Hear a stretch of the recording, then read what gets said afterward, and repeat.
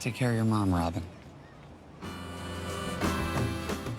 After a series of grand shows like Game of Thrones and Stranger Things and their lukewarm finales, we finally got a season finale that I could commend. I mean, it wasn't perfect, but that moment at the end between Huey and Butcher really got to me. The boys ended on a bittersweet note with two of its biggest characters gone for good, and the rivalry is finally dead with them. But that doesn't mean the story is over, right? Just as Stan Edgar once predicted to Mother's Milk, despite Homelander's skull being cracked open, Vought remains.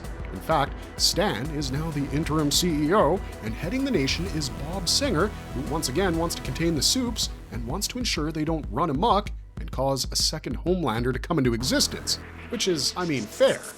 And this is where Huey and Starlight re-enter the picture.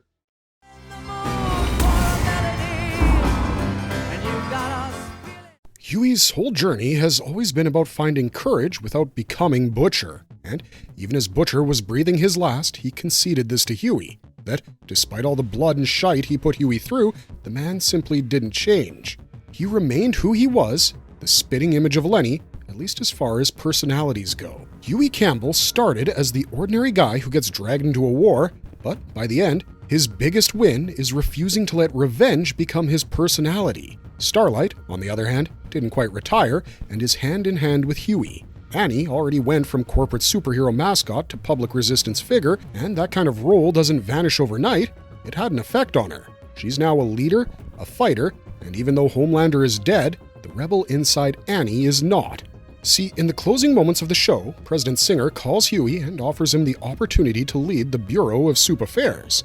And that makes sense because the most reliable people to run it are gone. Ryan killed Grace Mallory and Huey killed Butcher. Who else could Singer turn to? Additionally, had it not been for Huey and his humanity, things would have gone to shit for the boys much earlier. And Singer understands this. He's worked with Huey in the past and knows that his head and his heart are in the right place, which is rare in a world filled with messed up, V'd-up Supes and crazy humans supporting those fascist figures. But Huey refuses, telling the president he's now running his own venture, which is when you see the sign with his surname. Huey now runs an electronics store, which he runs with Annie, but that's not all. She's pregnant with Huey's child, who they've named Robin, after Huey's first girlfriend, Robin Ward, the one A-Train ran through in the very first episode of the series, which was also the first shock the series threw our way, setting the tone for the rest of it. But I digress. Annie is very, very pregnant, but the two haven't gotten married, and apart from running the store, eating ginger-flavored food, and cribbing about her pretty white Crocs, Annie hasn't given up crime fighting. They have a setup that lets them know about whatever's happening around town, and despite being pregnant, Annie hears the call for backup and zooms across the sky to help those in need.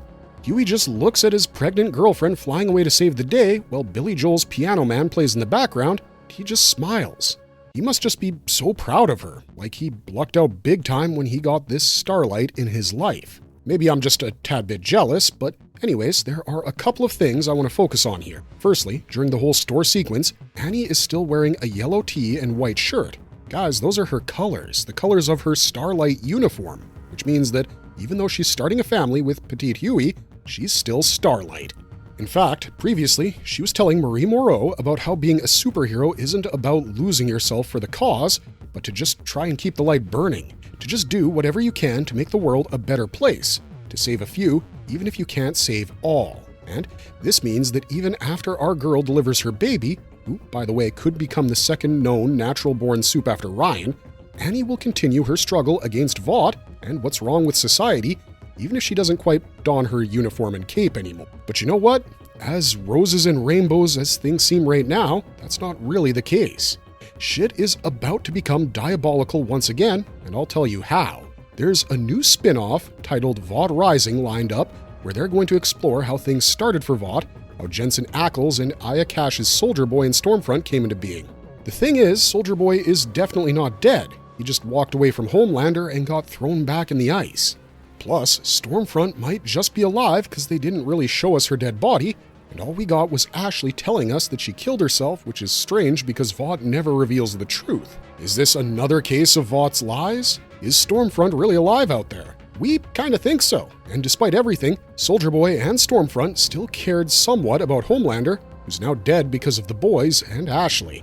Now, if Vought Rising chooses to run in the present while exploring the past through flashbacks, there's a high chance that Stormfront might just join hands with Soldier Boy to hunt down the remaining boys, namely Kimiko, Starlight, and even Huey. Now, if we return to the last scene of the show, we see Huey admiring his girlfriend, but just a couple of minutes ago, he received a call from the president himself asking him to take up one of the most dangerous jobs in the country, one that would keep Vought and its beat-up rabid dogs under control. And honestly, despite declining it, we still kind of think Huey's going to take up that offer. I mean, he's not someone who can just sit back while watching his wife get into trouble and fight alone. He'll do whatever it takes to ensure her safety, but there's another plausible reason why he agrees to the gig. You see, Starlight goes alone after hearing that call, and she's pregnant, and even a Supe is more vulnerable when pregnant. We hope we're proven wrong, but Starlight might just lose that baby, or maybe she dies along with her unborn child. I mean, that's super dark, but knowing the boys, it's not entirely far-fetched.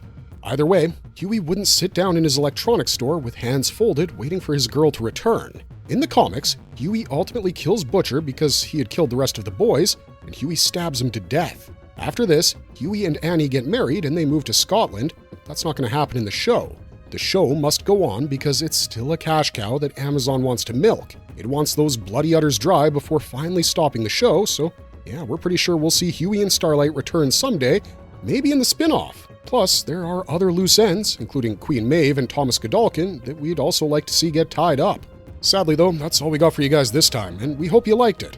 We're going to continue doing a lot of The Boys content and be right on top of any news that comes our way, so don't forget to hit those like and subscribe buttons to stay up to date, as it'll also help us bring you more of these awesome videos. Thanks for watching, stay safe out there, and we'll see ya in the next one.